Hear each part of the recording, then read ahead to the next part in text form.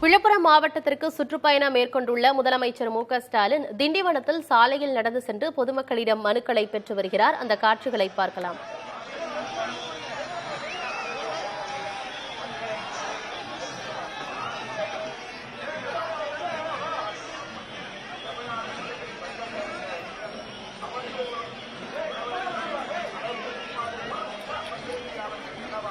சுற்றுப்பயணம் மேற்கொண்டு வருகிறார். இந்நிலையில்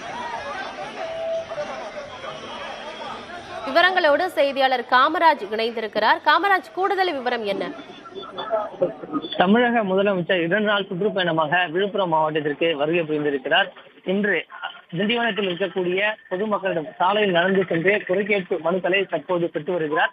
இந்த மனுக்களை பெற்ற பிறகு அருகில் இருக்கக்கூடிய தனியார் திருமண மண்டபத்தில் ஸ்டாலின் கட்சி நிர்வாகிகளுடன் மாவட்ட நிர்வாகிகள் மற்றும் மாநில நிர்வாகிகளுடன் கலந்தாலோசனை கூட்டம் நடைபெறுகிறது.